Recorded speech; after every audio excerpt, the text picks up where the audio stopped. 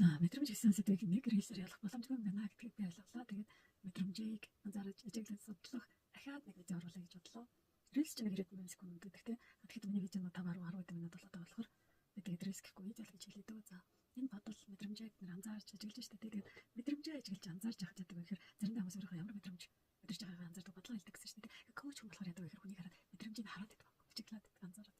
Тэгэхээр энэ одоо мэдрэмж таны мэдрэмж өдөрч яах нүгэ хамтдаа ажиглаад анзаараад судалж явахдаа өөрийнхөө мэдрэмжийг тань мэдэж ойлгох энэ чадварт сургаж яадаг гэсэн. Энэ танарт гайхалтай санагдаж байна. Би бол энэ дээр дуртай.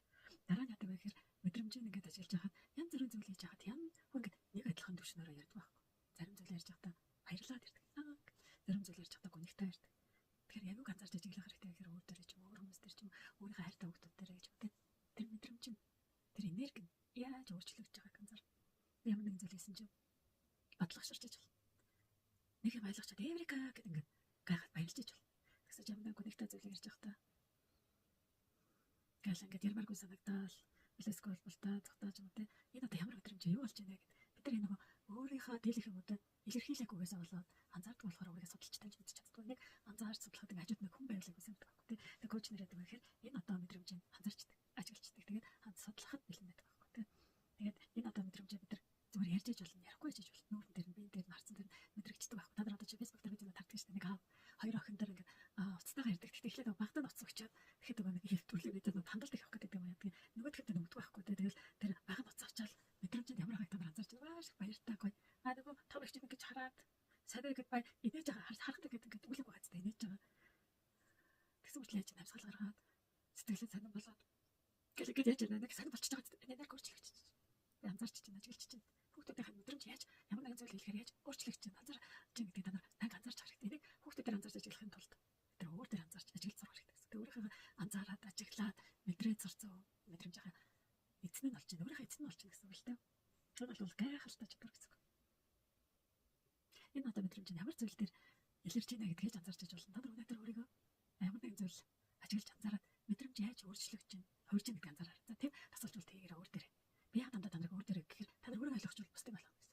Бусдыг ажиглаж анзаараад бид нар яадаг вэ гэхэд өөр хүмүүсийг ажиглаж анзаарч сул талыг нийлээд яг нэг тэрнийг ингээд таг тохгүй болгосондоо зэрэг хүмүүс баярлаад идэх юм те. Эсвэл сул талыг хийчих туг болгодог ч юм уу те. Энийг бол нэг чадвар гэж хэлдэг юм. Чадвар гэдэг нь тухайн нэг өөрийгөө таньж мэдхэд хөгжүүлэхэд тусалдаг юм гэдэг. Тэгэхээр та нар өөрийгөө хөгжүүлэхдээ тусалж дэмжиж урам зориг өгч байвал эргэн тойрны бүх хүмүүстэй нөлөөлж чадна гэсэн. Энэ гайхалтай чадвар юм байна уу? Та нар гэж бодож байна. Миний хувьд энэ бол гайхалтай чадвар. Гоё яадаг хүмүүстэй ингээд харахаар энэ заримдаа би ч хүртэл ингээд ямар мэдрэмжтэй цаана байна гэдэг гүнзгий мэдрэмж өдр таньж мэдэхгүй байх юм бол би хариулаад асуултуудад хариулаад мэдрээл те. Одоо чинь энийг бодоход миний дотор ямар бодол төрж байгаа юм болов? Юу болж байгаа юм болов гэж өөрийгөө сонсоод чагнаад анзаараад тэгээд яадаг вэ гэхээр би хариултуудад бичдэг байхгүй. Магадгүй ямар нэгэн зорилготой яг би нөгөө ментор коуч болоход ерөөсөө яг ажиглах бай ямар асуултууд асуух вэ гэдгийг үсэд мэддэг байхгүй. Тэгээд хүн мэдрэмжүүд байх юм бол тэрнийг яаж ардар нэгээр зөвлө аюулгүйгээр хор хүнэл багтаар давтуулхаач гэдэг болохоор мэдлэгтэй байна, зэвсэгтэй байна гэдэг нь өөрөө өөртөө туслах дэмжих хамгийн том боломж гэж хардаг чинь мэдлэг одоо байхгүй байхаар бид нар яадаг вэ гэхээр энэ зүйлийг яаж даван туулах вэ? Яаж ойлгох вэ? Өөрийгөө яаж таних мэдгүй гэдэг мэдэхгүй байхаар бид нар за би өөрөө ингээд ном уншаад ойлгочихно гэхээр дийлэхтэй өөрийгөө таньж мэддэг асуудлууд дандаа багш нартай явагддаг. Дандаа коуч нартай явагддаг. Би болохоор өөрийгөө тэгж боддог. Би өстө мундаг багш чинь те. Би зүгээр л ном уншаалдаг тэндээсээ сургууль явуулчихна. Би зүгээр мундаг багш чинь те. Энэ коучинг номжмаар зэрэг би ном уншаал тэгэл ингээд сургуультад зааж дөө тренинг явуулчихна гэсэн чинь. Биш өөрөө тийм. Яг мэрэгжлийн коуч нартай, мэрэгжлийн ард терапевт нартай, мэрэгжлийн зурагч өгч нартай хамт ажиллаж би одоо тасралтгүй өгч байгаа. Тайгийн сургалтын судалгаа байхгүй. Тэгэхээр багш нартай л хамт сурдаг. Ингээд хамт өгчдөг. Тэр дундаас ямар багш нар надад хамгийн сайн төлөв үзүүлдэг вэ? Ямар багш нар надад их тусалдаг вэ? Нөгөө зураг сэтгэлийн багш нар гэдэг чинь тийм багш нарыг явуулсан. Одоо чи манай коучингийн сургалтын татаарс оролцогчд маань тий. Тэд нар дээр би өөрийнхөө хамгийн мундаг багш нараа гэдэг олон улсын мастер коуч багш нарыг гэдэг MCC багш нар гэдэг тий.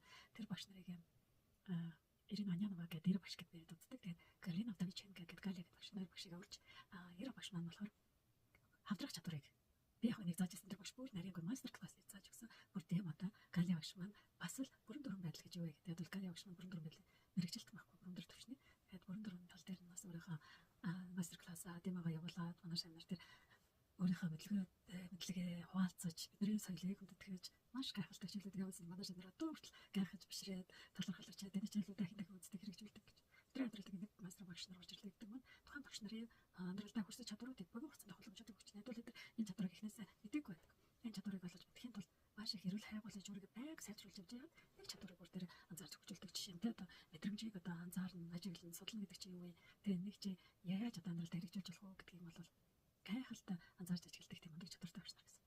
Тэгээд ийм одоо багш нараасаа би сурдаг болохоор өөрийнхөө багш нарын чадварыг бас тэгээ үнэлдэг болохоор шавнартаа эдгэрийг ажиглах боломж олгосондоо маш их баяртай байдаг.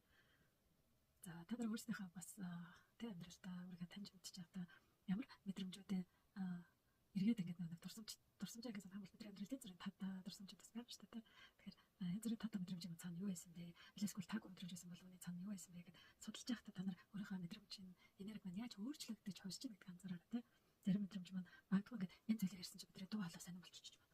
Аль эсвэл бидний ингээд хилэмж ингээд зарим ингээд дуран зэрэг өгсөн ярихаар амар гайсна. Зарим зүйл рүү ингээд хувигдаж жиржиж бол.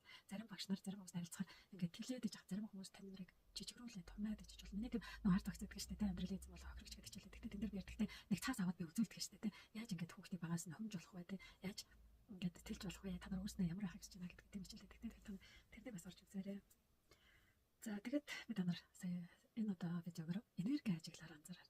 Өөрийнхөө энерги анзаарч иж. Би ингээд гомдохгүй байгаа яг мэдрэмж ажиглаж сурахаар яг тэр ихэл цэгүүдийг анзаарч байна. Эсвэл дэлбэрхийнхаа өмнө мэддэг бол эсвэл ямар нэгэн бодол мэдрэмж надад тэр боломжтой байна гэдэг рүү орохынхаа өмнөх тэр хүчтэй бодлоо анзаарч ажиглаж сурчиж болно шүү дээ. Тэгэхээр энэ мэдрэмжийг судалснараа та нар хаана хөрөө ямар бодол орж ирж байна, та нар мэдрэмж судалгааны өмнө ямар байсан, дараа нь ямар байна гэдгийг та нар өөрийнхөө дэвтэр дээр бичиж тэмдэглээд ч юм уу те. Эсвэл энэ дор комментараас хуваалцаарай. Тэгээд